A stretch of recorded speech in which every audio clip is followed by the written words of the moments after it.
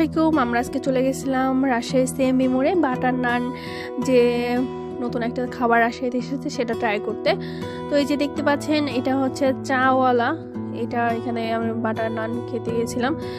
আসলে এটা আসলে রুটি দিয়ে পাউরুটি দিয়ে আসলে চা, এটাকে ওরা সুন্দর করে নাম দিয়েছে।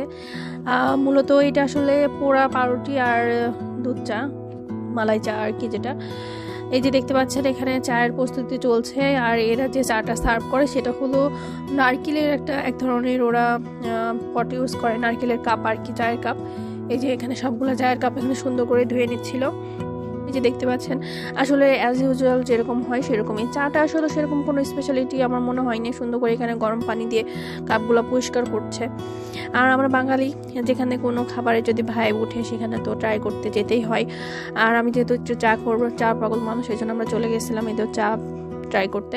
এই যে দেখতে পাচ্ছেন সুন্দর করে এখানে চায়ের কাপগুলো গরম পানি দিয়ে পরিষ্কার করছে, কারণ এটা তো মাস্ট, মানে গরম পানিতে পরিষ্কার করতে হবে, কারণ সবার ঠোঁটে দিয়ে সবাই চাটা খাই, আর ঠোঁট দিয়ে সব থেকে লালা দিয়ে মানুষের সব থেকে বেশি রোগ জীবাণু পাস হয়।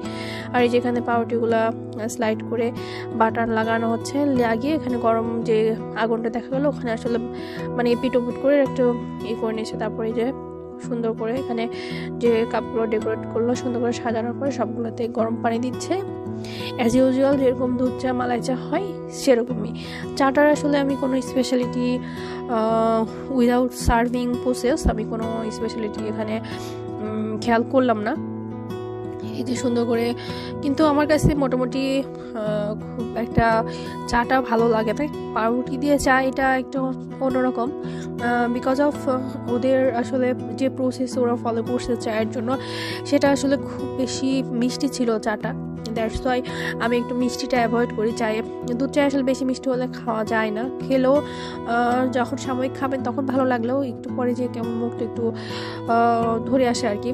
এই যে দেখতে পাচ্ছেন সবগুলোতে সুন্দর করে এখানে চায়ের লিকার দেওয়ার পরে যে দুধ দিচ্ছে, জাল করা দুধটা সুন্দর করে সবগুলোতে দিয়ে দিচ্ছে। দুধের পরিমাণ একটু বেশি ছিল, যার কারণে আর কি এটাকে মালাই চা বলতেছে ওরা। সুন্দর করে যে খুব বেশি পরিমাণে দেখতে পাচ্ছেন, এটা পারফেক্ট একটা দুধ চা বলা যেতে পারে, উইদাউট আমি যদি সুগার মেজারমেন্ট করি। সুন্দর করে দেখতে পাচ্ছেন আমার আসলে ডেকোরেশনটা দেখতেই খুবই ভালো লাগছিল।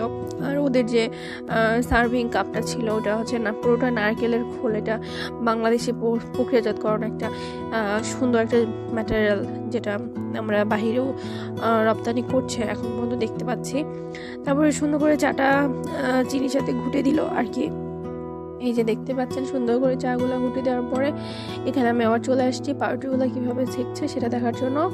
আগুনের মধ্যে যে পাউরুটিগুলো জাস্ট এভাবে বাটারগুলো লাগিয়ে মাখিয়ে এভাবে ছেঁকে দিচ্ছে, জাস্ট একটু গরম করার জন্য। কারণ এই যে পাউরুটিগুলো ওরা দিচ্ছে এটা খুব একটা বেশি হাইজেনিক সম্ভবত না, কোনো রেপুটেড কোম্পানিরও না। অ্যাজ ইউজুয়াল যেরকম হয় লোকাল ব্র্যান্ডের পাউরুটিগুলো নিয়ে ওরা বাটারটা এই যে এভাবে বাটারটা ভরাচ্ছে। প্রথমে আগুনে সেকে নেওয়ার পরে বাটারটা ভরিয়ে জাস্ট চায়ের সাথে, আর এই যে বাটারের উপরে এটার উপর একটু করে চিনি দিয়ে দিবে ছিটিয়ে। এটাই আসলে এদের স্পেশালিটি। আসলে আমি ভাইবে পরেই খাওয়া বা খেতে যাওয়া খুব একটা আমার কাছে, আমি যদি অনেস্টলি রিভিউ দিই, যদিও আমি ফুডি মানুষ না, ফুড রিভিউ করি না, তারপরে আমার কাছে খুব একটা ভালো মনে হয়নি। Because just only for the extra sugar যেটা ওই বাটারে মানে যে নানে ওরা ইউজ করেছে। Decoration was so good, I am really appreciate for that. এই যে দেখতে পাচ্ছেন আমি এখানে একটু করে খাচ্ছিলাম, আর এখানে আমি ডিটেলস দিয়ে দিচ্ছি। আশা করি সবাই একবার ট্রাই করে আসবেন।